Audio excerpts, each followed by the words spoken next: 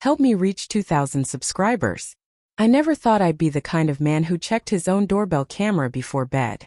But that night something told me to. Maybe it was the way Emily kissed me, too soft, too careful. Like she was trying to erase guilt, not express love. We'd been married 6 years, and lately, even silence between us had started to feel crowded. I couldn't tell if we were drifting apart or if she'd already reached the shore without me. It started small, as these things always do. Late-night errands. Phone calls she took outside, new perfume she said a colleague gifted her. I tried to be understanding. I told myself she needed space, that maybe I was overthinking.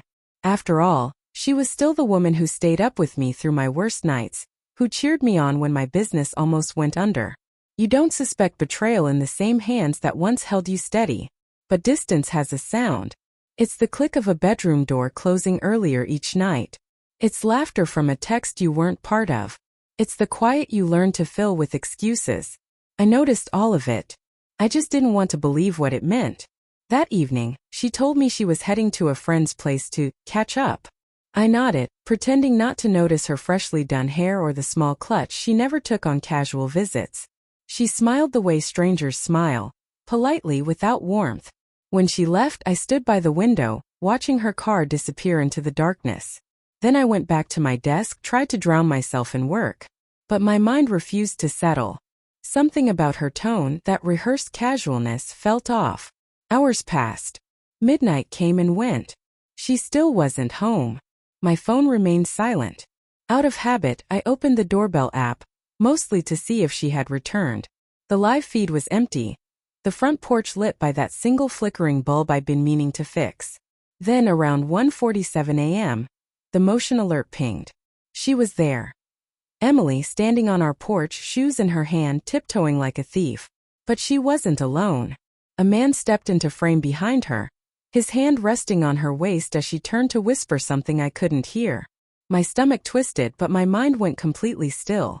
I watched her glance up at the camera, just for a second, and then she smiled. Not at me. At him.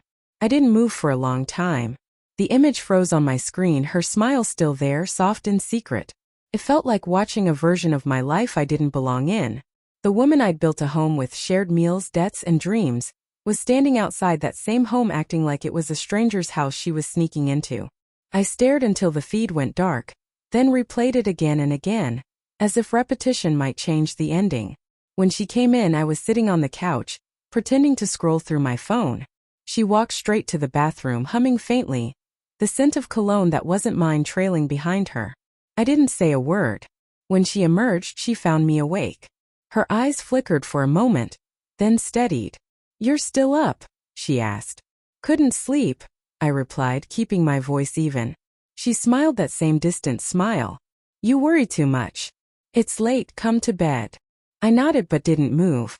As she disappeared into the bedroom, I opened the app again, saved the footage and sent it to my email. Not out of anger but clarity. The truth has a strange calm to it. When you stop doubting what you've already known, peace creeps in quietly. The next morning I made coffee, packed her lunch, and kissed her goodbye like nothing happened. She left in a hurry, heels clicking against the tiles. The sound felt final. I spent the rest of the day replaying our years together, each memory bending slightly under the weight of this new truth. Her laughter in our first apartment, the night we bought our couch, the way she said my name when she was tired. All of it now felt like someone else's story. That evening she texted, "Working late again?"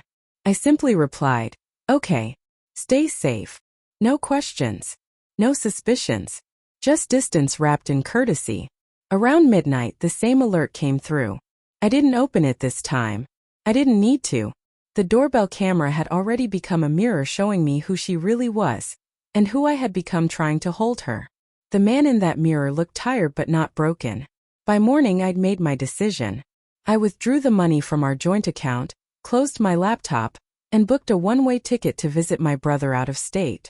No confrontation, no shouting, no pleading for reasons.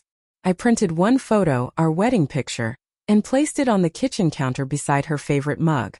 Then I wrote a single line on a sticky note. "You don't have to sneak anymore." The door's unlocked. When I walked out that morning, the sky was gray, the kind of gray that feels like a clean slate. My bag felt lighter than it should have, considering it held everything that mattered. The road ahead didn't feel lonely. It just felt quiet, like silence finally had room to breathe. On the drive to the airport, I didn't replay what she'd done. I replayed what I'd allowed. Every time I ignored the late nights, every time I excused her distance, every time I convinced myself that loyalty meant staying blind. Betrayal doesn't start with the act. It starts with the first ignored instinct. Mine had been warning me for months, maybe years, and I kept muting it with love. When I boarded the flight, I turned my phone off. The notifications, the emails, the buzzing that had become background noise to my life.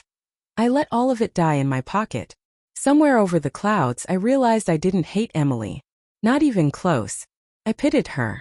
Because one day, when the thrill fades and the secret turns into silence, she'll look for the man who used to wait for her by the window. And she'll find nothing there. Not anger, not forgiveness, just absence. A week later, my brother asked if I was going to confront her or file for divorce immediately. I told him I already had my answer. The footage, the lies, the late nights, they were all just confirmations. You don't negotiate with deceit. You just stop giving it oxygen. I started running again in the mornings. Made breakfast for myself. Slept without waiting for someone to come home. The first few days felt heavy, but peace always begins as a quiet ache. One evening, as the sun dipped low, my phone lit up with her name. I didn't pick up. It rang, stopped, then rang again. Finally, a message appeared. We need to talk. Please. I opened the Doorbell app one last time. The porch was empty, but for a second, I thought I saw her shadow in that flickering light, the same spot where truth had once caught her off guard. I smiled faintly and deleted the app. Life has a way of giving you closure when you stop demanding it. I didn't need an apology or explanation. The moment I stopped watching her, I started seeing myself. I've learned that sometimes the biggest exposure isn't caught on camera. It's what happens afterward, when you realize the person you thought you were protecting was never really on your side. And in that realization, I found something she'll never understand. Freedom without bitterness.